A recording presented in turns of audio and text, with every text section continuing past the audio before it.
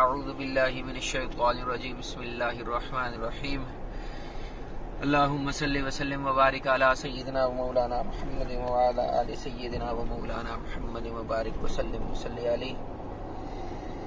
آج الحمدللہ رمضان المبارک کی ملک صاحب آج 25 ہے 26 ہے 25 رمضان المبارک، شاید 26 بھی ہو، مدینۃ المنورہ، پاکستان کے حساب سے 26 ہوگا، مدینۃ المنورہ، اور ہم الحمدللہ نکل رہے ہیں مدینۃ المنورہ سے مکہ المکرمہ کے لیے۔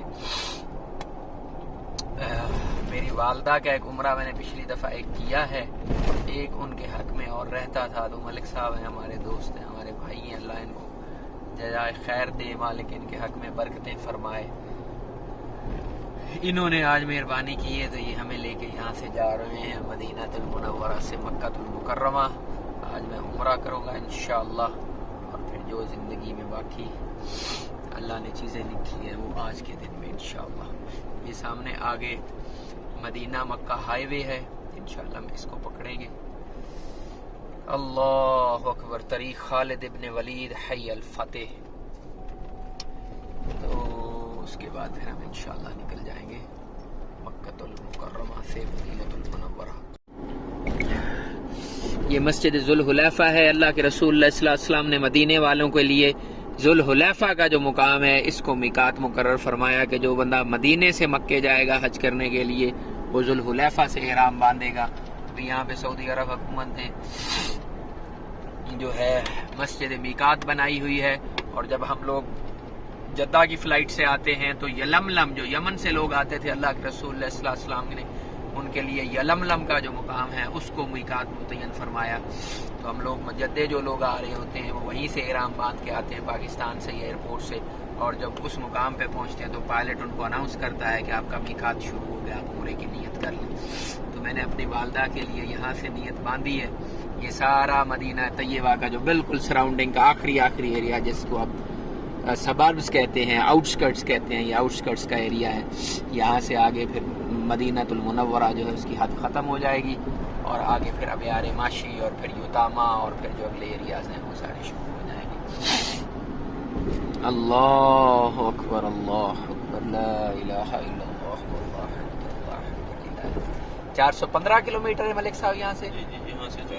یہاں سے 415 ہے، اور ہمارا اس گاڑی کا ٹائم کتنا ہے؟ انشاءاللہ 3.5 گھنٹے انشاءاللہ۔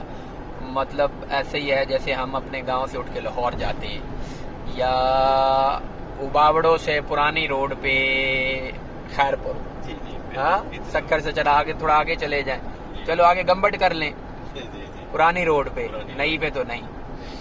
اللہ اکبر۔ اب راستے میں جو جگہ آنی ہے نا، مجھے تو ظاہر ہے اس طرح سے علم نہیں ہے، تو بھائی جان اگر 3.5 گھنٹے کا راستہ ہے تو آپ مجھے روزانہ جب آپ آتے جاتے ہیں آپ لے جائے گا۔ 3 گھنٹے میں آتے ہیں، بس کہ ابھی ملے کو 3.5 بھائی جان آپ 3 گھنٹے میں آئے یا جب بھی آئیں، آپ نے جب آنا جانا نا 9 تاریخ تک، بالکل آپ کے اوپر اب یہ لازم ہے کہ آپ نے مجھے لے کے جانا، لے جائیں۔ اس وقت وہاں سے گھر سے کھانا کھا کے اسی وقت آپ نے نکلنا ہے، کوئی چیز پکڑانی ہے، مجھے بس آپ نے اتنا موقع دینا ہے کہ میں 7 طواف کے چکر پورے کر لوں اور 7 صفا بھروا کے کر لوں، بس اسی وقت واپس لے آئیں، چھت پہ بٹھا کے لے آئیں، ٹائر سے باندھ کے لے آئیں، کہیں بھی لے آئیں، بس یہ والا جو وقت ہے نا یہ میں برباد نہیں کرنا چاہتا اب یہاں۔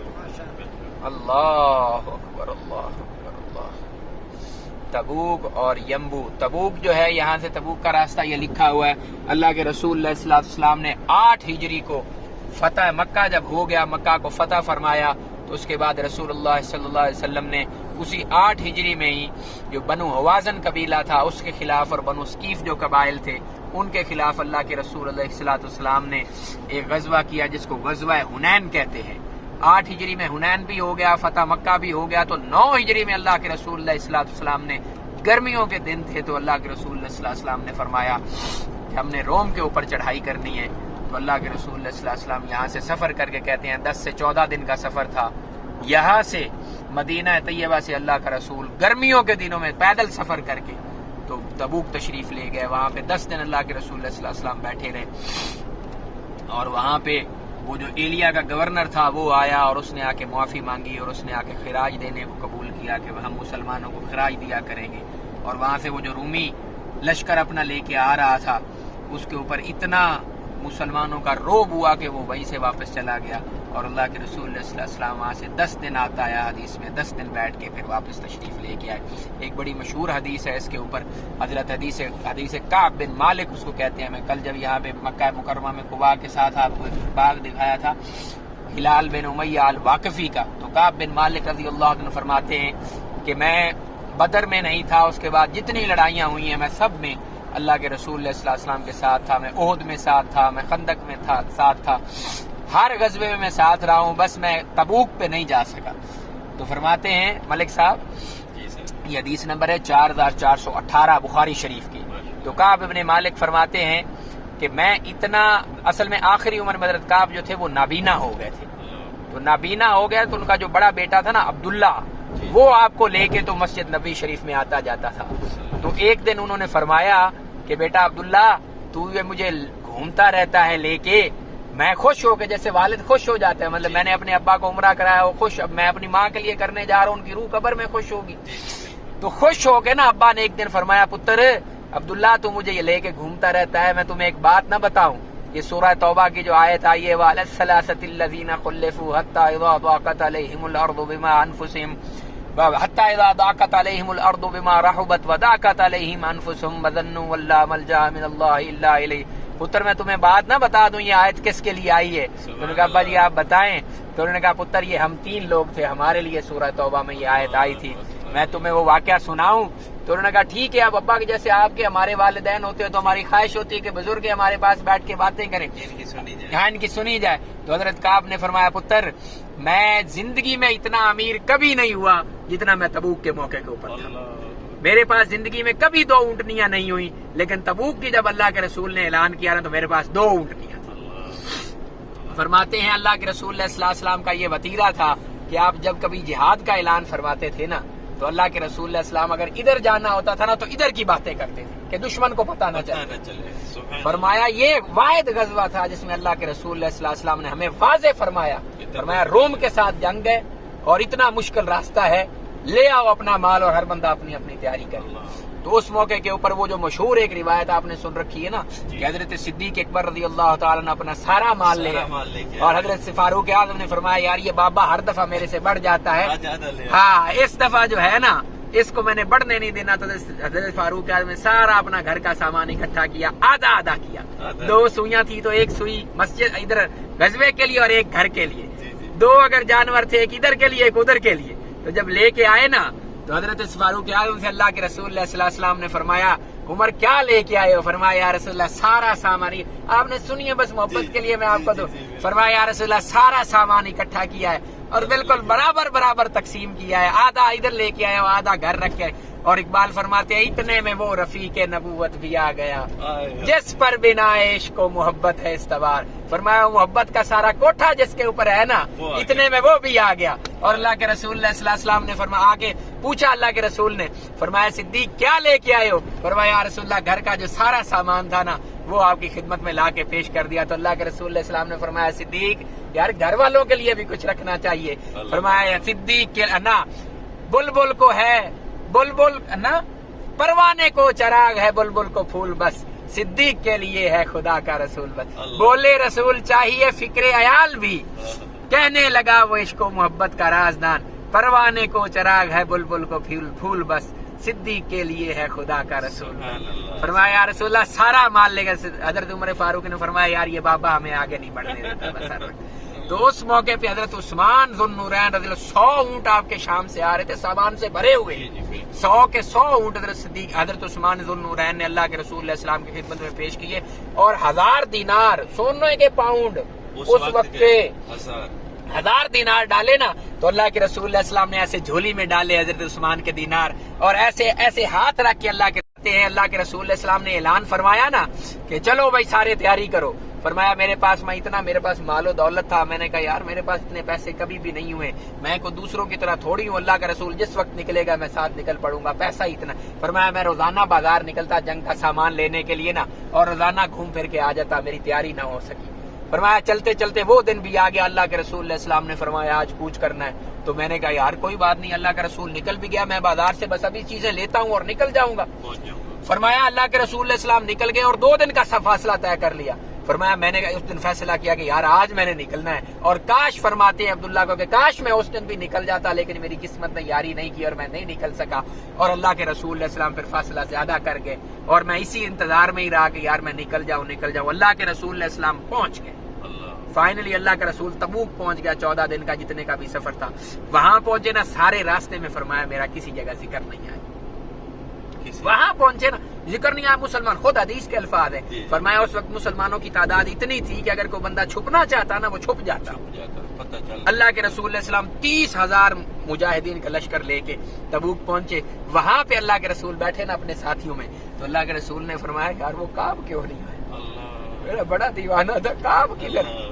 تو اللہ کے رسول علیہ السلام نے جب میرا پوچھا نا تو فرمایا میرے قبیلے کا ایک بندہ تھا, اس نے کہا یا رسول اللہ کعب کی آپ کیا بات کرتے ہیں, وہ ہر وقت اپنے کپڑوں کو دیکھتا رہتا ہے, وہ نوجوان آدمی ہے, اس کی آپ کیا بات کرتے ہیں. تو ساتھ سیدنا معاذ ابن جبل رضی اللہ عنہ فرمایا وہ بیٹھے ہوئے تھے کعب کو, بعد میں کسی نے وہ بیٹھے ہوئے تھے, انہوں نے کہا یار اللہ کے بندے تو نے کعب کے بارے میں بڑی بری بات کی ہے, ہم نے کعب سے نیکی کے علاوہ کبھی کچھ نہیں دیکھا.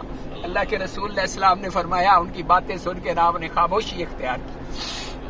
اللہ کے رسول جب وہاں سے واپس نکلے نا, فرمایا اس کے بعد فرمایا میں مدینے کی گلیوں میں نکلتا تھا, میں مدینے کی گلیوں میں نکلوں نا تو مجھے صرف مدینے میں یا وہ لوگ نظر آئے جن کے بارے میں ہمیں پتا تھا کہ یہ منافق ہے, یا وہ لوگ نظر آئے جو بالکل معذور ہیں, جن کو اللہ کے رسول نے معاف فرما رکھا ہے کہ ان کے اوپر جہاد فرض نہیں ہے, کو انا ہے, کو کانا ہے, کو لولا لنگڑا, یا عورتیں نظر آئے فرمایا یا بچے نظر آئے.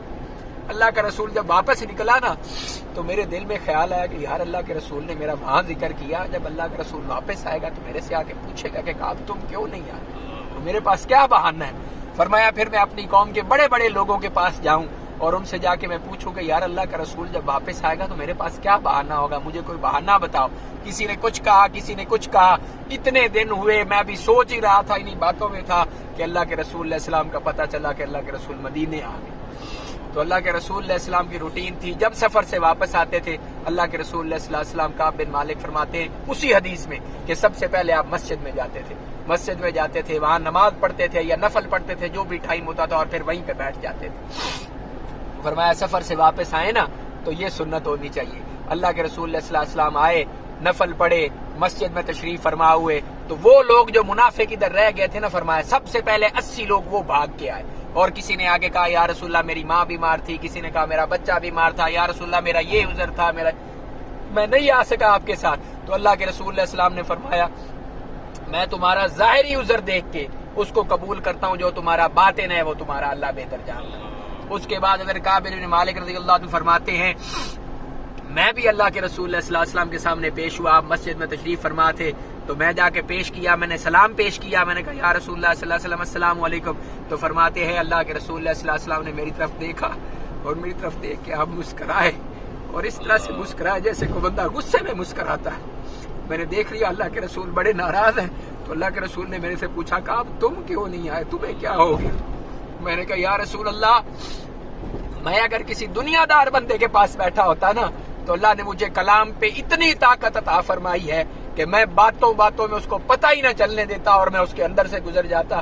یا رسول اللہ میرا آپ کے سامنے کوئی عذر نہیں ہے, میرا کوئی بہانہ نہیں ہے, میرے سے ویسے ہی غفلت ہوگی, میں نہیں آ سکا. تو اللہ کے رسول علیہ السلام نے صحابہ کو فرمایا آج کے بعد کعب سے کوئی بندہ بات نہیں کرے گا, اس کا بائیکاٹ کر دو, کوئی مسلمان کعب سے بات نہیں کرے. فرمایا جب میں اٹھا نا میری قوم والے لوگ میرے پاس بھاگ کے آئے, انہوں نے کہا کعب یار تو بادشاہ آدمی ہے, تیرے سامنے منافق, وہ آگے بہانے کر کے چلے گئے اور اللہ کے رسول نے ان کو معاف فرما دیا. یار تو ساری زندگی نیک رہا ہے اور ہر جنگ میں تو شامل رہا ہے, یار تو بھی اللہ کے رسول کے سامنے کوئی بہانہ کر لیتا, اللہ کا رسول تیرے لیے ہاتھ اٹھاتا, خدا بھی تجھے معاف کر دیتا. تو نے یہ کیا کیا, اپنے آپ کو برباد کر لیا. فرمایا انہوں نے مجھے راضی کیا, میں واپس آنے لگا کہ میں اللہ کے رسول کے پاس واپس جاؤں اور جا کے کہوں یا رسول اللہ پہلے میرے سے غلط بیانی ہوگی, میرے پاس یہ چھوٹا موٹا ایک بہانہ ہے. فرمایا اس کے بعد پھر مجھے ہدایت ہوئی اور میں نے ان سے پوچھا, میں نے کہا یار یہ جو بات میرے ساتھ اللہ کے رسول علیہ السلام نے کی ہے کسی اور کے ساتھ بھی یہ بات کی ہے؟ انہوں نے کہا ہاں تیرے جیسے اور بھی 2 مجاہد ہیں, ایک کا نام ہے ہلال بن امیہ الواقفی اور دوسرے کا نام ہے مرارہ بن ربیہ, یہ دونوں بدر میں بھی اللہ کے رسول صلی اللہ علیہ وسلم کے ساتھ تھے. فرمایا ان کے لیے بھی اللہ کے رسول نے یہی فرمایا کہ کوئی مسلمان ان کے ساتھ بات نہیں کرے گا جب تک اللہ ان کے بارے میں فیصلہ نہ فرما دے۔ تو فرماتے ہیں کہ اگر اللہ کے رسول علیہ السلام نے یہ فیصلہ کیا نا ہمارے لیے تو اب اللہ ہی ہمارے حق میں جو فیصلہ کرے گا۔ مجھے اللہ کے رسول کا فیصلہ قبول ہے۔ میں واپس گھر چلا گیا۔ اس کے بعد فرماتے ہیں کہ وہ جو دونوں میرے صاحب تھے نا پرانے بزرگ، ہلال بن امیہ الواقفی اور مرارہ بن ربیہ، وہ تو فرمایا گھر بیٹھ گئے اور بالکل رونا دھونا شروع کر دیا کہ یار ہمارے تو سارے اعمال برباد ہو گئے۔ بدر میں اللہ کے رسول صلی اللہ علیہ وسلم کے ساتھ تھے، ایک جگہ پہ نہیں جا گئے، اللہ اتنا ناراض ہو گیا ہمارے سے، ہمارے ساتھ مسلمانوں کا بول چال بند ہو گیا۔ اس کے بعد حضرت کعب ابن مالک رضی اللہ عنہ فرماتے ہیں کہ میں مسجد نبوی میں آتا اور میں نماز پڑھتا اور میں نماز میں چوری چوری اللہ کے رسول کی طرف دیکھتا رہتا کہ پتہ نہیں یار اللہ کا رسول میری طرف دیکھ بھی رہا ہے کہ نہیں۔ میں مسجد میں آتا، میں آ کے اللہ کے رسول کو السلام علیکم کہتا، فرمایا اللہ کے رسول پتہ نہیں ہونٹ ہلاتے تھے نہیں ہلاتے تھے، میں دیکھتا رہتا۔ اور فرمایا 50 دن گزر گئے، کسی مسلمان نے ہمارے ساتھ کوئی بات نہیں، کوئی ہمارے ساتھ فوج نہیں ہوتی تھی، کوئی پولیس نہیں ہوتی تھی، مسلمان ہمارے پاس سے گزر جاتے تھے، کوئی بندہ ہمارا سلام نہیں لیتا تھا۔ فرمایا ایک دن میرا چاچے کا بیٹا تھا ابو قتادہ، میں نے دیکھا وہ باغ میں کام کر رہے تھے، تو میں باغ کی دیوار پھلانگ کے نا تو میں اندر چلا گیا۔ میں نے چاچے کے بیٹے کے سامنے آیا، میں نے کہا میری بات سن، مجھے بڑے پیارے تھے وہ ابو قتادہ۔ میں نے اسے کہا ابو قتادہ میں تجھے اللہ کی قسم دے کے کہتا ہوں میں اللہ اور اس کے رسول کے ساتھ محبت ہی کرتا۔ ابو قتادہ نے میرے ساتھ کہا، فرماتے اللہ کی قسم ہے، ابو قتادہ نے منہ دوسری طرف کر لیا میرے ساتھ، باغ کے اندر دیوار، کوئی بندہ نہیں دیکھ رہا میرے ساتھ، میرے چاچے کے پتر نے کوئی بات نہیں کی۔ اس کے بعد میں پھر اس کے آگے آیا، میں نے کہا قتادہ، ابو قتادہ میں تمہیں اللہ کی قسم دے کے کہتا ہوں تو مانتا ہے کہ میں اللہ اور اس کے رسول کے ساتھ کوئی بات پیار نہیں کرتا؟ فرمایا ابو قتادہ نے میری بات کا کوئی جواب، میں نے تیسری دفعہ اس سے بات کی، میں نے کہا ابو قتادہ میں تمہیں اللہ کی قسم دے کے کہتا ہوں ایک دفعہ کہہ دے میں اللہ کے رسول سے محبت نہیں کرتا۔ ابو قتادہ نے میرے ساتھ بات نہیں کی، بس اپنے منہ میں ہی بولا، اس نے کہا اللہ اور اس کا رسول بہتر جانتے ہیں۔ دوسری طرف منہ کر کے بولا، فرمایا جا اللہ کے رسول سے جا کے حساب کر، جب تک اللہ کا رسول نہیں کہتا ابو قتادہ تیرے ساتھ۔ فرمایا اس کے بعد میں بہت رویا کہ یار میرے باپ کا بیٹا ہی تھا نا، میرے چاچے کا پتر تھا۔ پھر میں بہت رویا، میں دیوار پھلانگ کے واپس آ گیا اور فرمایا 50 دن گزر گئے، ہمارے ساتھ کسی مسلمان نے بات نہیں کی۔ اس کے بعد غسان کی ایک حکومت ہے، ادھر تبوک والی سائیڈ پہ جائے نا تو غسان کی ایک ریاست ہوتی تھی عیسائیوں کی۔ کچھ دن گزرے تو وہاں سے غسانیوں کا ایک وفد آیا، وہ لوگ آئے تھے یہاں پہ وہ تجارت کیا کرتے تھے، تو وہ غسانی آئے نا، انہوں نے آ کے لوگوں سے پوچھا کہ یار یہاں پہ کعب بن مالک کا ہمیں بتاؤ، کعب بن مالک کون ہے؟ فرمایا تب تک بائیکاٹ ہوا تھا، مسلمان ہمارے ساتھ بات نہیں کرتے تھے، تو لوگوں نے میری طرف ایسے کسی نے نام نہیں لیا، میں گزر رہا تھا کسی بندے نے ایسے اشارہ کر دیا کہ یہ ہے کعب بن مالک جس کا تم پوچھتے ہو۔ تو فرمایا وہ لوگ میرے پاس آئے عیسائی، انہوں نے مجھے خط دیا، غسان کی جو ریاست کا بادشاہ تھا اس کا خط آیا۔ اس نے کہا یار کعب ہمیں پتہ چلا ہے تو مدینے کا سردار تھا، تو مدینے کے عظیم الشان لوگوں میں سے تھا، مجھے پتا چلا ہے کہ تیرا جو محبوب ہے نا اس نے یار تیرے ساتھ بڑی زیادتی کی ہے، تو اس قابل ہرگز نہیں تھا، تو ہمارے پاس آ جا اور ہمارے پاس آ، ہم تمہیں عزت دیں گے، اکرام دیں گے، تجھے بڑے عہدوں پہ بٹھائیں گے۔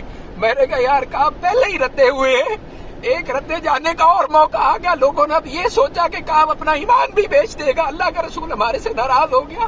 لوگوں نے اتنی جرت کر لی کہ اب ہمارے پاس خط آنے شروع ہو گئے، کعب تو بے ایمان ہو جا اور ہمارے پاس آ۔ فرمایا میں نے وہ خط پکڑا، ساتھ ایک تندور جل رہا تھا، میں نے اس میں ڈال دیا اور اس قاصد کو بتا دیا کہ جا کے اپنے مالک کو بتا دینا کہ کعب نے تمہارے خط کے ساتھ یہ کیا۔ اس کے بعد کعب فرماتے ہیں کہ میں یہی سوچتا رہا کہ یار اگر اسی حالت میں کعب تو مر گیا تو اللہ کے رسول نے تیرا جنازہ بھی نہیں پڑھا۔ فرمایا جو سب سے زیادہ مجھے خوف ہوتا نا وہ یہی ہوتا کہ کعب اگر اس حالت میں تو مر گیا تو کوئی مسلمان تیرے جنازے میں نہیں آئے گا، اللہ کا رسول بھی تیرا جنازہ نہیں پڑھائے گا، اور اگر دوسری بات ہو گئی کہ اللہ کا رسول اس دنیا سے چلا گیا، مسلمان ساری زندگی تیرے ساتھ کلام نہیں کرے گے کیونکہ اللہ کا رسول فرما کے گیا۔ فرمایا یہ سب سے بڑا خطرہ تھا کعب جو مجھے لگا رہا میرا پتر۔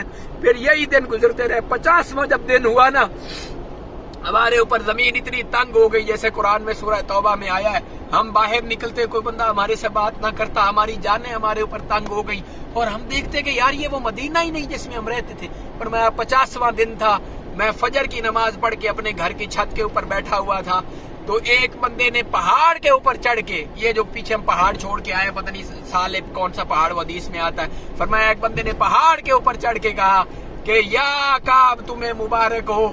تو میں نے کہا بالکل اب اللہ کی طرف سے پیغام آ گیا. اللہ کے رسول صلی اللہ علیہ وسلم نے ابشر یا کعب, اللہ کے رسول صلی اللہ علیہ وسلم نے اس وقت فجر کی نماز پڑھائی اور اپنے جتنے صحابہ کرام تھے ان کو فرمایا یار تمہارے دوستوں کی توبہ قبول ہو گئی ہے, اللہ نے ان کی توبہ قبول کر دی ہے.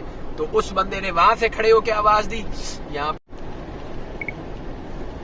مدینہ منورہ سے نکل کے اس وقت ہم پہنچے ہیں جی ساسکو. ہاں منکیز گزر گئے, سوری ادھر بھی نہیں گئی نظر, منکیز پوائنٹ تھا. یس چلیں واپسی ملتے ہیں.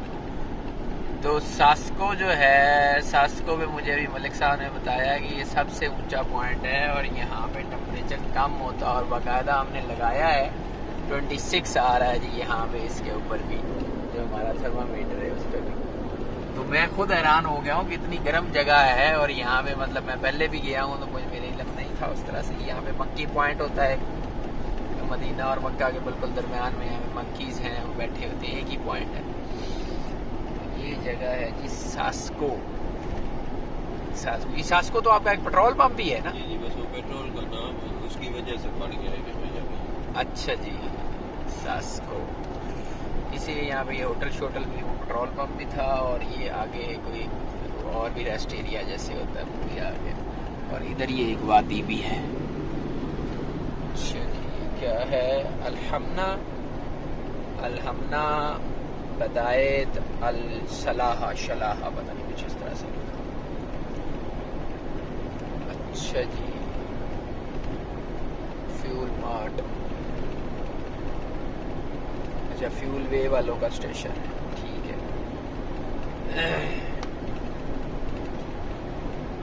اذکر اللہ.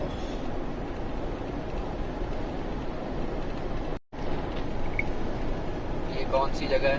یہ پیٹرول پمپ ہے, اس کا نام ہے پیٹرومین.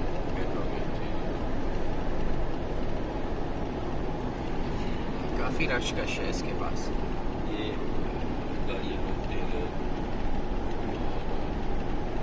اس سائڈ پہ نکتا ہے. ہاں نکتا ہے بالکل اس سائڈ, اس سائڈ میں گاڑیاں کھڑی ہیں. پیٹرومین.